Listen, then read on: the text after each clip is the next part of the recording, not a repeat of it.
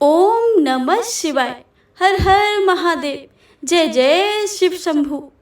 हे प्रिय भक्तजनों, आज बैसाख मास सोमवार का दिन है और आप सभी सुनेंगे भगवान भोलेनाथ की बहुत ही दुर्लभ एवं पावन व्रत कथा। तो आप सभी भक्तों से अनुरोध है कि कथा को भक्ति भाव से और प्रसन्न मनचित से पूरा अवश्य सुने और कमेंट बॉक्स में भगवान भोलेनाथ और माता पार्वती की जय लिखना बिल्कुल भी मत भूलिएगा। तो एक बार प्रेम से बोले भगवान भोलेनाथ माता पार्वती की जय। तो आइए रसपान करते हैं आज की कथा का। शिव पुराण की कथा के अनुसार एक बार वास्कल नामक गांव में बिंदुक नामक एक ब्राह्मण रहता था। वह बड़ा दुराचारी और महापापी था। उसकी स्त्री बहुत सुंदर थी, लेकिन वह कुमार्ग पर ही चलता था। उसकी पत्नी का नाम चंचुला था और वह सदैव धर्म के पालन में लगी रहती थी। इस तरह कुकर्म में लगे हुए उस ब्राह्मण के साथ उसे बहुत वर्ष बीत गए। अपने धर्म में नष्ट होने के डर से कभी भी अपने धर्म से विचलित नहीं हुई।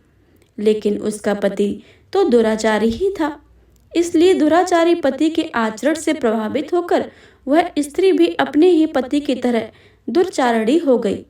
बहुत समय बीत जाने के बाद वह दूषित बुद्धि वाला दुष्ट ब्राह्मण समय के अनुसार मृत्यु को प्राप्त होकर नरक में चला गया। बहुत दिनों तक नरक के दुख भोग कर वह पापी एक भयंकर पिशाच हो गया। दूसरी तरफ उस दुराचारी पति की मृत्यु के पश्चात चंचुला बहुत समय तक अपने पुत्रों के साथ अपने घर में ही रहती रही। एक दिन ईश्वर की कृपा से वह अपने भाई बंधुओं के साथ एक तीर्थ क्षेत्र में चली गई। तीर्थ यात्रियों के साथ उसने तीर्थ के जल में स्नान किया और अपने भाइयों के साथ इधर उधर घूमने लगी।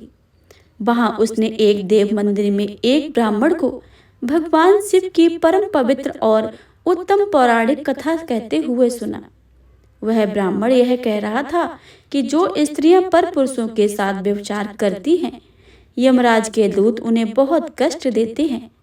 ऐसा सुनकर चंचुला भव से कांपने लगी। उसने विचार किया, उसने तो अपने पति के साथ बहुत पाप किए हैं, तो उसे भी उन पापों का दंड भोगना ही पड़ेगा। इसके बाद उसे चैन नहीं आया और उसने ब्राह्मण से विनती की कि हे प्रभु, मेरे ऊपर आप कृपा करें और मेरा उद्धार करें।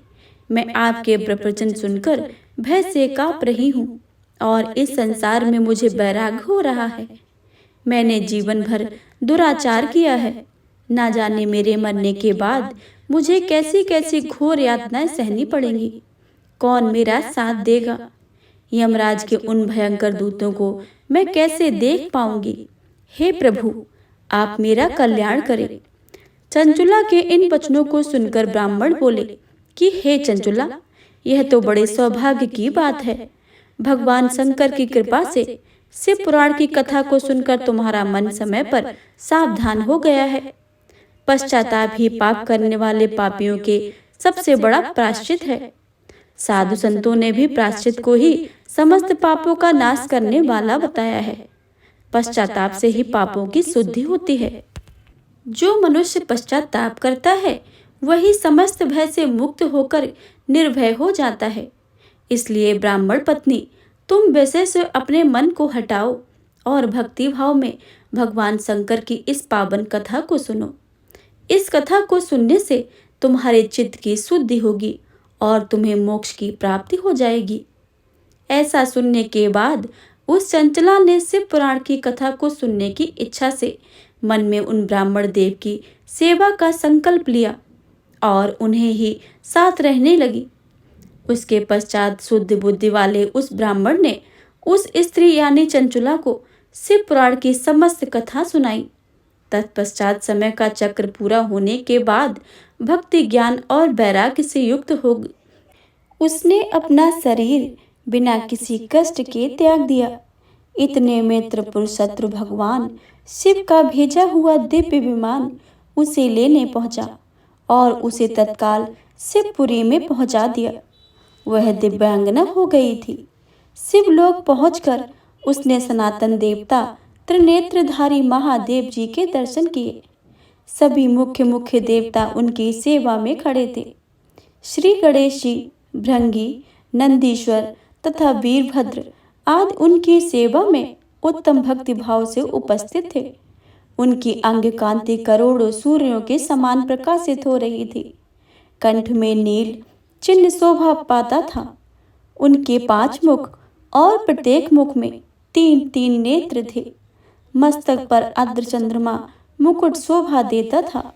बाम अंग भाग में गौरी देवी शोभामान थी, जो दिव्य पुंज के समान प्रकाशित हो रही थी। गौरीपति महादेव जी की कांति कपूर के समान गौर थी और उनका शरीर श्वेत भस्म से भासित था। शरीर पर श्वेत वस्त्र शोभा पा रहे थे।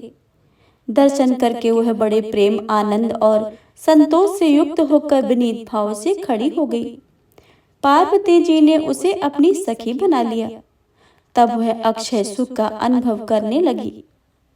चंचुला ने पार्वती जी से प्रार्थना की कि हे गिरिराज नंदिनी, आप समस्त सुखों को देने वाली और ब्रह्मा विष्णु आदि सभी देवताओं द्वारा पूजित हो। आप ही संसार की सृष्टि, पालन और संहार करता हो। तीनों गुणों का आश्रय आप ही हो। आप ही परम शक्ति हो। इस तरह स्तुति से पार्वती जी को प्रसन्न करके पूछा कि हे दीन वत्सले, मेरे पति बिंदु इस समय किस योनि में है? मैं अपने पति से जिस प्रकार संयुक्त हूँ वैसे ही उपाय कीजिए। उनकी मृत्यु मुझसे पहले हो गई थी। ना जाने वे किस गति को प्राप्त हुए हैं।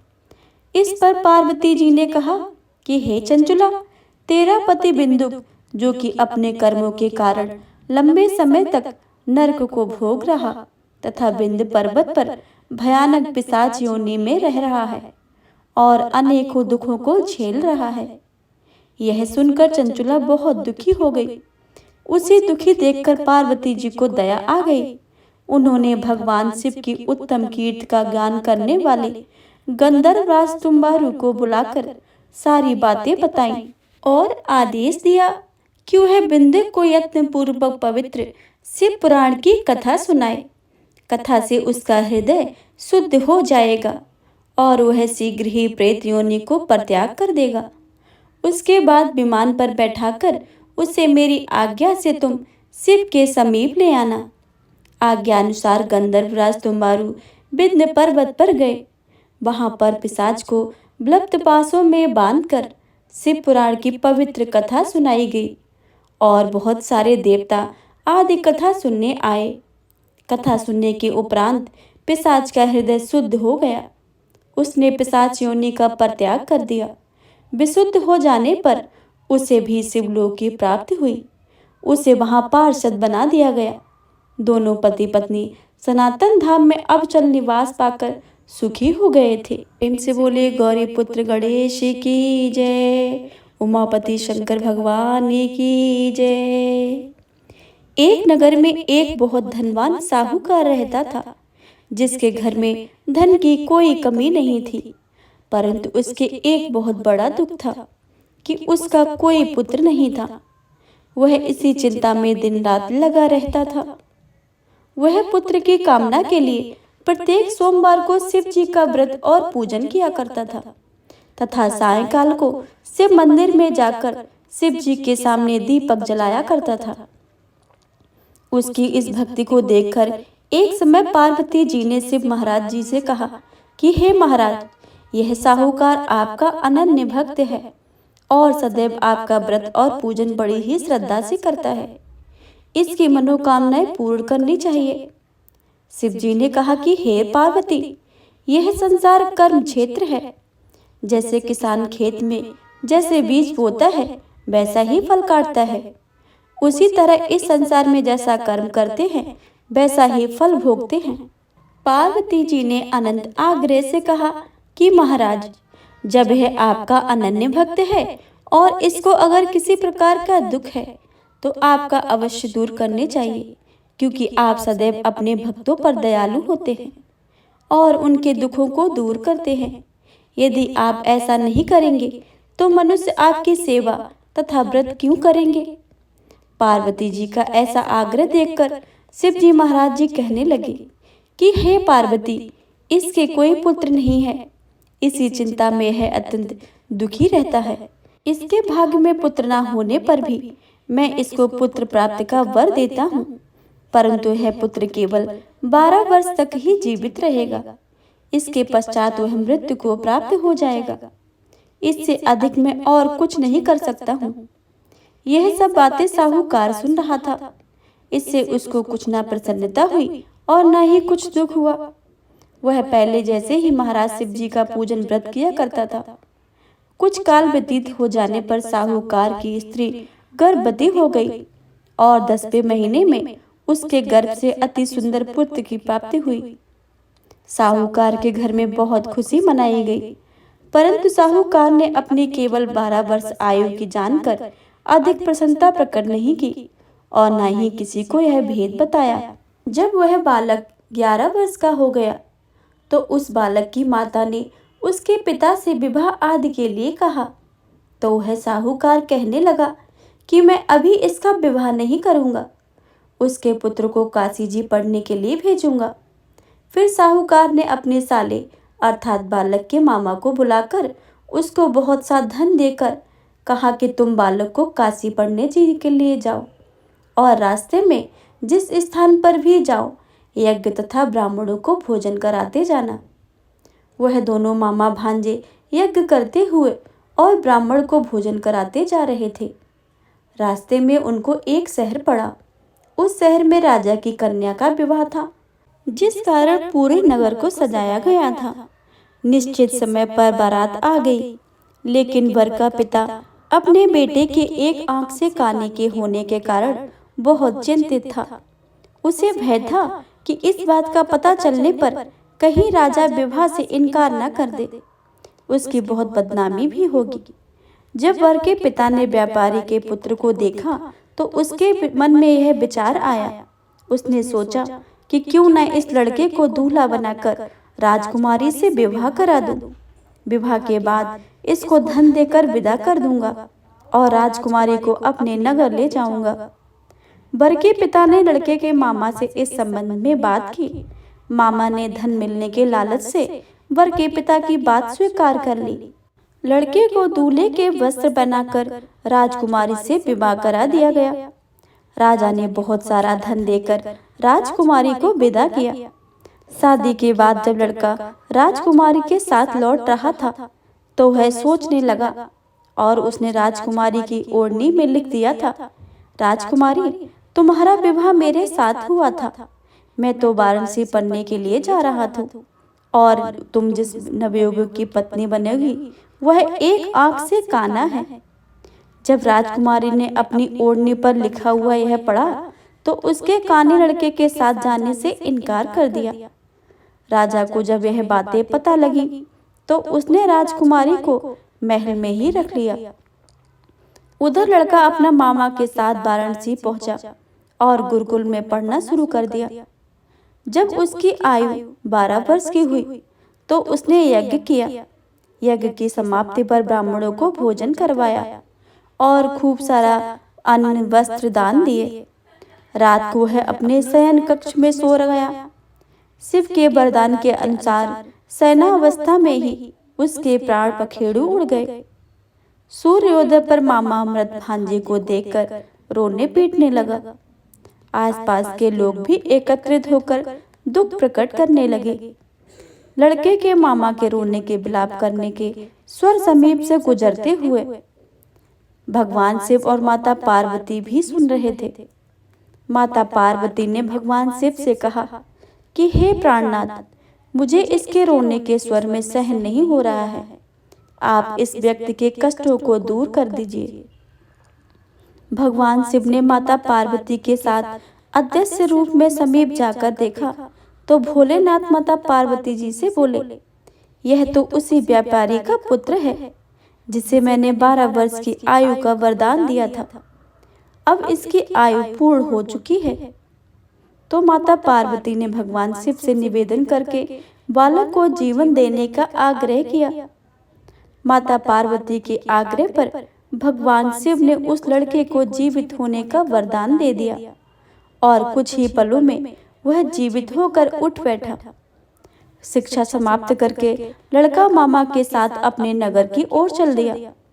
दोनों चलते हुए उसी नगर में पहुंचे जहां उसका विवाह हुआ था।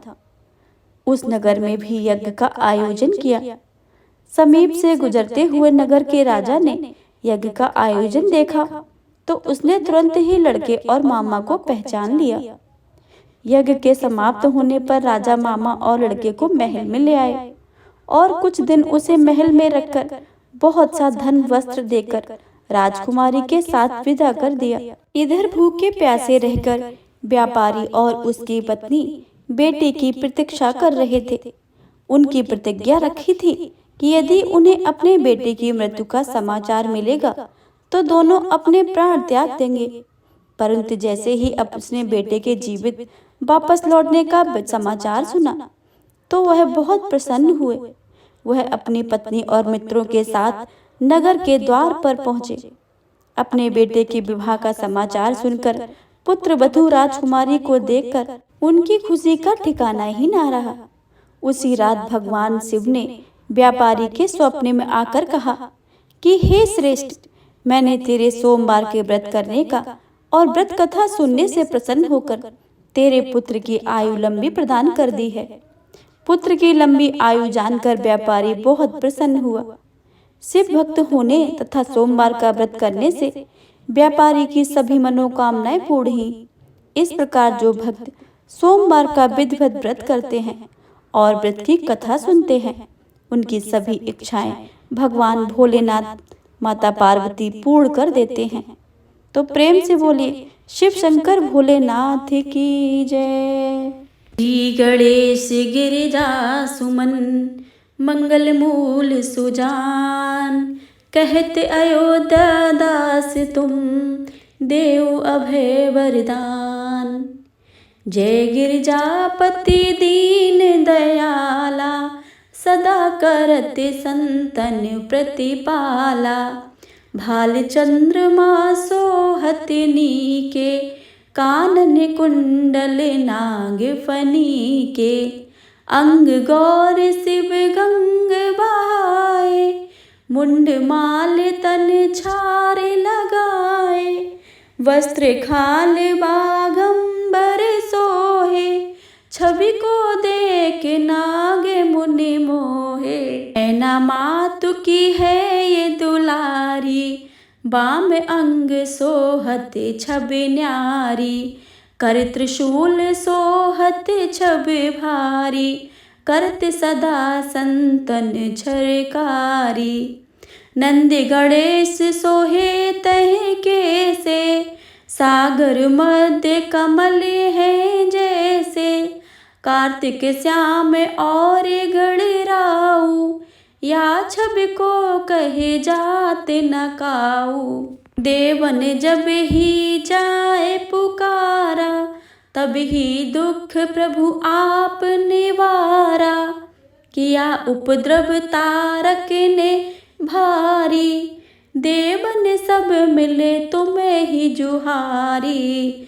तुरत सडानन आप पठायु, लव निवेश मह मारे गिरायु। आप जलंधर असुर संहारा, सुय से तुम्हार विदित संसारा। त्रिपुरासुर ने युद्ध मचाई, सब ही कृपा कर लीन बचाई। किया तप ही भागीरथी भारी, पूरब प्रतिज्ञा तसु पुरारी। दान निमह तुम सम कोई नाई, सेवक स्तुति करत सदा ही। वेद नाम महिमा तब गाई, अखत अनाद भेद नहीं पाई। प्रगट उधत मंथन में ज्वाला, जरे सुरासुर भय बिहाला। कीन दया तह कर संघाई, नीलकंठ तब नाम कहाई। पूजन रामचंद्र जब कीना, जीत के लंक विभीषण दीना, सहस कमल में हो रहे धारी, कीन परीक्षा तब ही पुरारी। एक कमल प्रभु राखयूं जोई, कमल नयन पूजन चह सोई। कठिन भक्ति देखी प्रभु शंकर, भय प्रसन्न दिए इच्छित वर। जय जय जय अनंत अविनाशी, करत कृपा घर के घटवासी। दुष्ट सकल नित्य मोहि सतावे, भ्रमत रहे मोहे चैन न आवे। त्राहि त्राहि मैं नाथ पुकारो, यही अवसर मोहि आने उबारो। ले त्रिशूल संतृण को मारा, संकट में मोहे आने उबारो।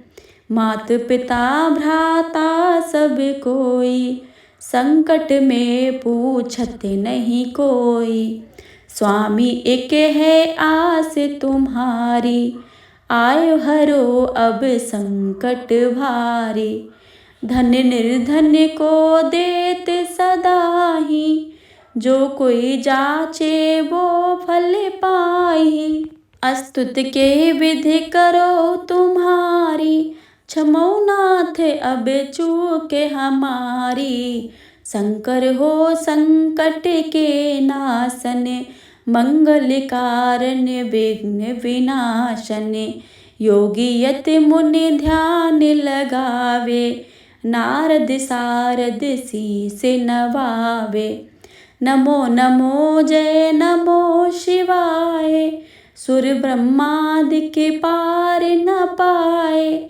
जो यह पाठ करे मन लाई, तापर होते हैं शंभु सहाय। रनियों ने कोई हो अधिकारी, पाठ करे सो पावन हारी। पुत्रहीन कर इच्छा कोई, निश्चय शिव प्रसाद देते ही होई।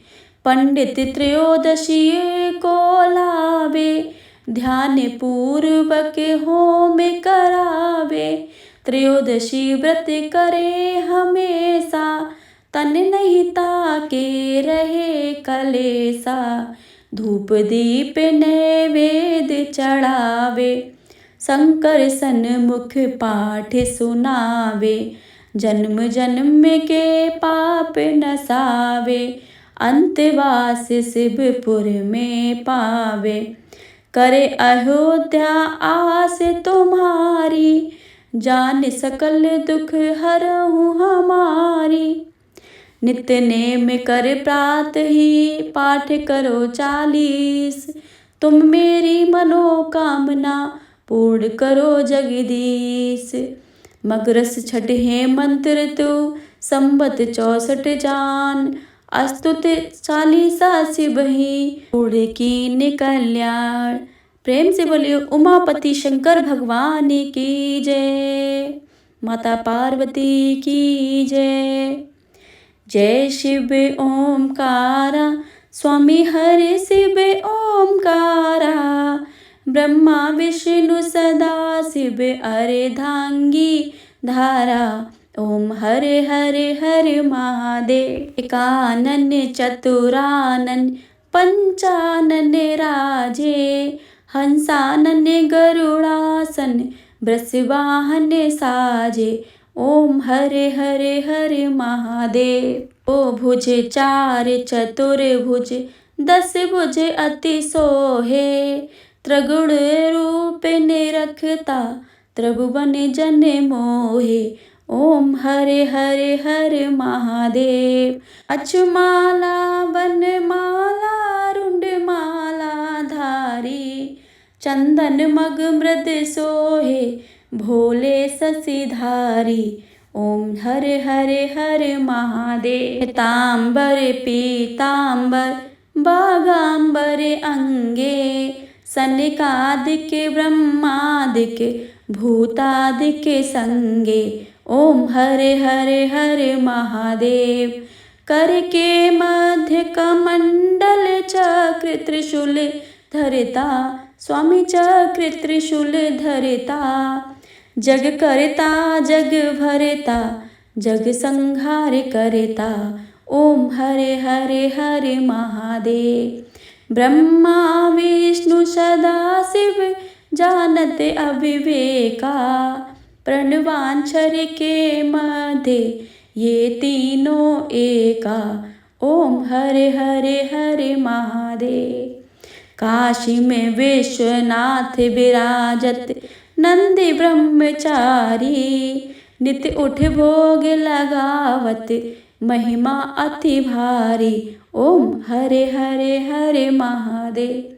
त्रिगुण स्वामी जी की आरती जो कोई नर गावे, कहत शिवानंद स्वामी मन वांछित फल पावे, ओम हरे हरे हरे महादेव। जय शिव ओमकारा, प्रभु हरे शिव ओमकारा, ब्रह्मा विष्णु सदा शिव अर्धांगी धारा, ओम हरे हरे हरे महादेव। ओम हरे हरे हरे महादेव, ओम हरे हरे हरे महादेव। प्रेम से बोलिए भोलेनाथ बाबा।